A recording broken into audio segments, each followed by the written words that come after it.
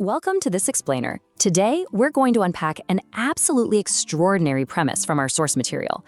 When most of us look at the book of Leviticus, we kind of just see a list of ancient, dusty traditions. Sure, we all know Passover, but what about all 7 ancient feasts taken together? Well, today we are exploring a really fascinating framework that suggests these aren't just historical holidays.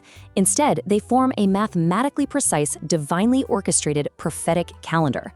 To understand this flawless prophetic skeleton, we'll follow the exact timeline laid out in the source. First up, God's hidden prophetic calendar. Second, the 4 spring feasts. Third, the long summer gap. Fourth, the 3 fall feasts. And finally, a flawless fulfillment rate. All right, let's dive right in. Section 1. God's hidden prophetic calendar. Okay, we actually have to start by completely changing how we view these ancient traditions. Leviticus explicitly calls them the appointed feasts of the Lord. They aren't just local parties. The original Hebrew language completely reframes the whole thing. The word translated as feasts is actually moed. What does that mean? It means they are literal divine appointments, fixed meetings or scheduled encounters, put on a calendar centuries in advance. The sheer precision of this scheduling is exactly what makes this framework so captivating. Now, the source reveals that these 7 appointments are broken into 2 distinct groups, separated by a gap of several months. The 4 spring feasts point directly to the first coming of Jesus. And here's the kicker, they have already been fulfilled.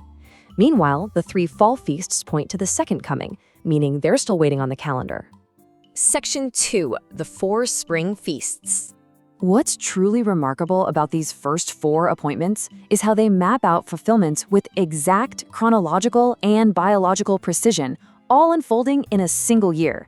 Let's start with Passover. For 1,500 years, the rule was to sacrifice an unblemished lamb with unbroken bones on the exact calendar day of Nisan 14. Now, look at the biological reality. Jesus was crucified on Nisan 14. He was without sin, unblemished, and John's gospel specifically notes his legs were not broken. That is 15 centuries of strict symbolism fulfilled on the exact day, moving seamlessly to the Feast of Unleavened Bread, which actually began the very next day. The command here was to remove all yeast. And yeah, yeast makes bread delicious, but biblically, it represents sin, corruption, and decay. This brilliantly illustrates the timeline, because this exact feast spans the precise period Jesus' uncorrupted body lay in the tomb. He was the literal unleavened body. Then we reach first fruits, which was celebrated on Sunday morning. The priest would wave the first sheaf of the barley harvest, basically declaring that more was coming. And on that exact designated calendar day, while the priest was waving the sheaf, the tomb opened. Jesus rose from the dead as the literal first fruits of the resurrection. Absolutely incredible. Exactly 50 days later, and the math just keeps building here, the spring sequence concludes. The word Pentecost literally means 50th. It was a celebration where 2 leavened loaves were waved to represent the full wheat harvest that had finally arrived. The source emphasizes a detail a lot of people miss. The Holy Spirit wasn't poured out in the book of Acts on just some random Tuesday. No, it happened exactly on Pentecost. 3,000 people were added in a single day. And those 2 leavened loaves, they represent Jew and Gentile, imperfect, leavened believers, brought together in a massive harvest of souls. So that's 4 feasts and 4 flawless fulfillments.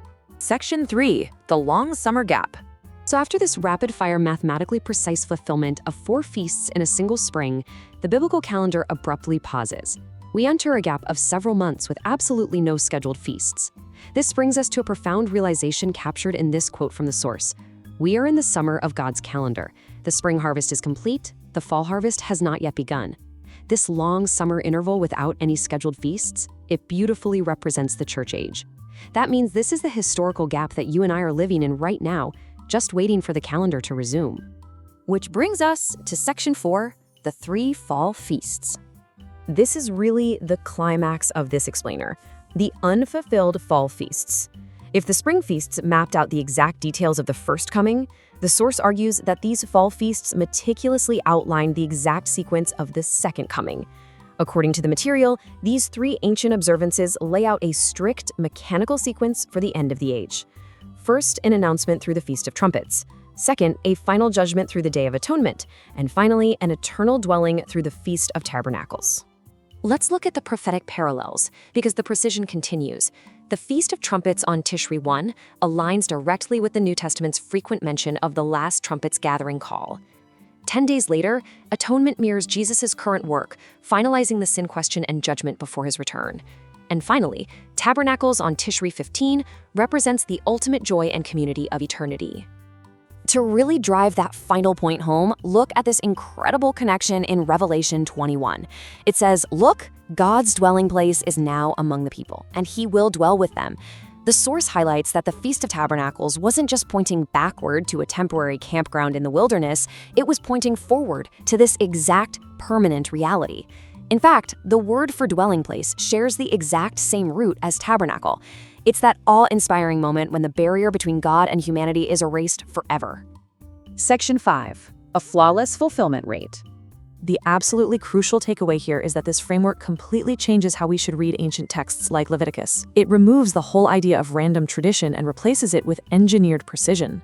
Following this timeline from left to right, we realize these aren't disconnected Jewish traditions that were just eventually replaced by Christian holidays. No, they are a single, continuous prophetic timeline written 15 centuries before Jesus even arrived, from the commands in 1500 BC to the precise fulfillments in 33 AD, through our present church age gap pointing directly toward the final fall events. It's literally all one cohesive story.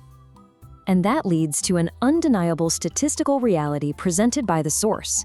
Because the spring feasts were fulfilled with exact dates, precise order, and flawless biological accuracy, this prophetic calendar currently boasts a 100% success rate. That kind of precision, the source argues, simply does not happen by chance. It happens by design. So we leave you with this final thought for today's explainer. If the designer was this meticulous, this mathematically and historically precise about the first 4 feasts in the past, what does that tell you about the absolute certainty of what's still on the schedule? Seeing the unbroken continuity of this calendar truly changes your expectations for the future, doesn't it? Thanks for joining us for this deep dive, and keep exploring the fascinating structures hidden right beneath the surface.